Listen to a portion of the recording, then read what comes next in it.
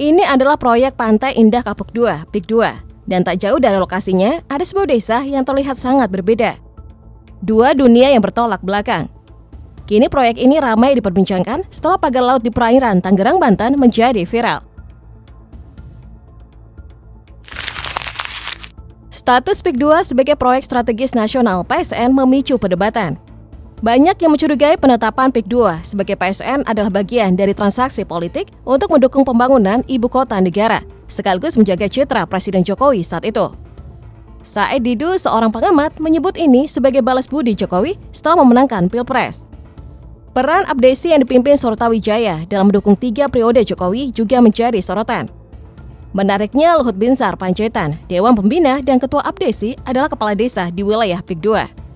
Said Didu juga menyinggung kemungkinan gratifikasi terkait pembangunan markas TNI dan Polri di area proyek tersebut. Proyek PSN biasanya mendapat kemudahan karena dianggap memberikan manfaat besar. Namun tidak semua PSN memberikan dampak positif yang merata. PIK 2 justru menjadi contoh PSN yang menuai kontroversi. Selain masalah pagar laut, Menteri ATR BPN Nusron Wahid mengungkapkan PIK 2 melanggar aturan tata ruang. Proyek ini tidak tercantum sebagai PSN pariwisata dalam rencana tata ruang wilayah RT/RW, baik di tingkat provinsi maupun kabupaten kota. Nusron juga menyebut 1.500 hektar lahan di PIK 2 berada di kawasan hutan lindung. Dari sisi sosial, warga setempat merasa tidak dilibatkan dalam sosialisasi proyek. Mereka tiba-tiba dihadapkan pada tekanan menjual tanah dengan harga rendah. Bagi yang menolak, intimidasi kerap terjadi. Bahkan beberapa warga terus dikejar makelar tanah yang mengincar lahan mereka dengan dalih proyek pemerintah. Kondisi ini memicu aksi demonstrasi besar-besaran menolak pembangunan PIK 2. Jadi bagaimana akhirnya? Proyek yang awalnya diklaim sebagai strategi pengembangan ekonomi ternyata lebih banyak menguntungkan kelompok tertentu yang memiliki akses terhadap lahan dan modal. Sementara itu masyarakat luas, terutama kalangan menengah ke bawah, hampir tidak merasakan manfaatnya. Akibat berbagai masalah yang muncul, Bos Agung Sedayu Group hingga Presiden Jokowi dituntut membayar ganti rugi sebesar 612 triliun rupiah. Jumlah ini diklaim sebagai kompensasi atas dampak ekonomi dan sosial yang ditimbulkan oleh proyek PIK 2. Dalam hasil mukernasnya, MUI turut mendesak pemerintah untuk mencabut status proyek strategis nasional PSN dari PIK 2. Menurut mereka, proyek ini masih menyisakan banyak permasalahan, mulai dari perizinan yang belum tuntas hingga kurangnya kompensasi bagi warga terdampak. Selain itu, dampak buruknya dianggap lebih besar daripada manfaat yang dijanjikan. Di tengah kontroversi, manajemen PIK 2 tampaknya mencoba menjauh dari persoalan ini dengan menegaskan bahwa PIK 2 dan PSN adalah proyek yang berbeda.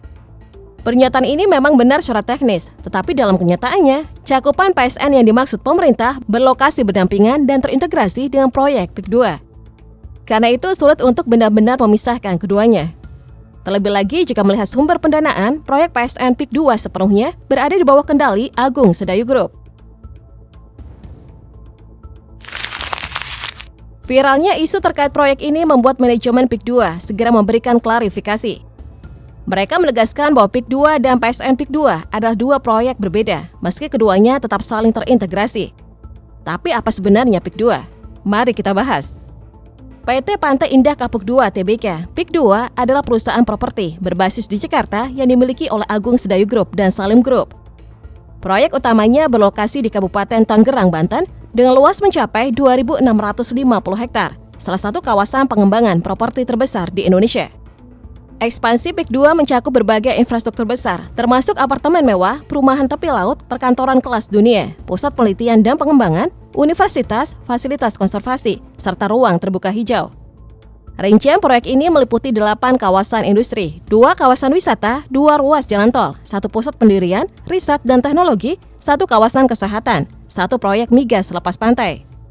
Dengan luasnya yang mencapai 2.650 hektar, PIK 2 dirancang menjadi kota mandiri dengan berbagai fasilitas publik dan sistem transportasi yang lengkap. Selain menjadi kawasan hunian dan bisnis elit, proyek ini juga diproyeksikan sebagai pusat ekonomi baru yang menarik investasi besar dari berbagai sektor properti dan infrastruktur. Hal pertama yang perlu ditekankan adalah PIK 2 murni proyek swasta, begitu pula dengan sumber pendanaannya. Namun yang menjadi pertanyaan adalah, mengapa PIK 2 bisa masuk dalam daftar proyek strategis nasional— Sebelum membahas lebih jauh, mari kita pahami dulu apa itu PSN. Berdasarkan Peraturan Pemerintah Nomor 42 Tahun 2021, PSN adalah proyek atau program yang dijalankan oleh pemerintah pusat, pemerintah daerah, dan atau badan usaha yang memiliki nilai strategis dalam mendorong pertumbuhan dan pemerataan pembangunan. Tujuan utamanya adalah menciptakan lapangan kerja serta meningkatkan kesejahteraan masyarakat. Dengan landasan ini, pemerintah memberikan dukungan kepada PIK 2 melalui pengembangan proyek strategis nasional PSN yang lokasinya berdampingan dan terintegrasi dengan PIK 2. PSN PIK 2 sendiri mengusung konsep Green Area dan Eco-City yang diberi nama Tropical Coastline. Lahan yang dialokasikan untuk pengembangan Green Area dan Eco-City mencapai 1.856 hektar yang nantinya akan dikembangkan menjadi destinasi wisata baru sekaligus kawasan mangrove sebagai benteng alami pesisir.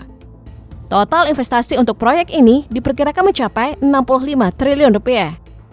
Masuknya PSN PIK 2 sebenarnya merupakan rekomendasi dari Menteri Pariwisata dan Ekonomi Kreatif saat itu, dengan alasan lokasi yang diusulkan dianggap sangat strategis. Proyek ini dirancang untuk mempercepat pembangunan infrastruktur dan sektor ekonomi lainnya guna mendorong pemerataan pertumbuhan ekonomi. Berdasarkan pertimbangan tersebut, pada Maret 2024, Presiden Joko Widodo resmi memasukkan PIK 2 ke dalam daftar proyek strategis nasional. Dari sudut pandang pemerintah, penunjukan PIK 2 sebagai bagian dari proyek strategis nasional PSN bukanlah keputusan yang diambil secara sembarangan. Menurut Sekretaris Tim Pelaksana KPPIP, Suroto, proses ini telah melewati berbagai pertimbangan matang dan sesuai dengan regulasi yang berlaku. Sementara itu, pihak pengelola PIK 2 juga terus melakukan inovasi, menghadirkan beragam fasilitas baru untuk memenuhi kebutuhan penghuni maupun pengunjung. Sebagai langkah konkret dalam memperkuat sektor ekonomi, Agung Sedayu Group dan Salim Group telah aktif merekrut tenaga kerja dari daerah sekitar PIK 2. Sejak 2024, mereka mulai membuka peluang kerja bagi masyarakat lokal yang bermukim di wilayah sekitar proyek ini. Dari sisi pendapatan daerah, Kepala Badan Pendapatan Daerah Kabupaten Tangerang, Slamet Budi Mulyanto, menegaskan bahwa keberadaan PIK 2 telah memberikan dampak positif terhadap pendapatan asli daerah (PAD), terutama dari sektor bea perolehan hak atas tanah dan bangunan (BPHTB). Ia mencatat lonjakan signifikan dalam penerimaan BPHTB di berbagai kecamatan. Sebagai contoh, di Kecamatan Kosambi, pendapatan BPHTB pada 2021 tercatat sebesar 31,28 miliar rupiah. Angka ini meningkat menjadi 46,56 miliar rupiah pada 2022 dan melonjak drastis hingga 356,51 miliar rupiah pada 2023. Tren peningkatan serupa juga terlihat di kecamatan lain di sekitar PIK 2. Menurut Slamet, pembangunan PIK 2 membawa manfaat besar, terutama dalam pemulihan ekonomi pasca pandemi COVID-19 yang sempat menghantam berbagai sektor usaha. Saat ini, kawasan ini berkontribusi terhadap pendapatan daerah melalui berbagai jenis pajak, termasuk dari sektor perhotelan, restoran, hiburan, dan parkir. Terlepas dari berbagai pro dan kontra, kasus seperti PIK 2 mencerminkan bagaimana proyek yang awalnya diklaim sebagai strategi pengembangan ekonomi justru lebih banyak menguntungkan segelintir pihak yang memiliki akses terhadap lahan dan modal. Sementara itu, bagi masyarakat luas, terutama kelas menengah ke bawah, dampaknya masih dipertanyakan. Saat ini pemerintah tengah melakukan evaluasi berkala terhadap berbagai proyek strategis nasional PSN, termasuk ekowisata Tropical Coastline di PIK 2, yang dikelola oleh Agung Sedayu Group, kerajaan properti milik Sugianto Kusuma alias Aguan. Sekretaris Kementerian Koordinator Bidang Perekonomian, Susi Wiono Mugiarso, menyatakan bahwa proyek ini masuk dalam daftar prioritas evaluasi, terutama setelah ramai pemberitaan mengenai pemagaran Laut Utara Tangerang yang menuai kontroversi. Namun ada satu hal yang tak kalah penting, apakah pemerintah juga mempertimbangkan dampak negatif yang dirasakan masyarakat akibat penetapan PSN di kawasan ini? Pada akhirnya, hanya ada dua kemungkinan. Proyek ini akan menjadi kebanggaan nasional atau justru berubah menjadi skandal besar. Jadi menurut kalian, haruskah proyek ini tetap dilanjutkan atau sebaiknya dihentikan? Berikan pendapat kalian di kolom komentar.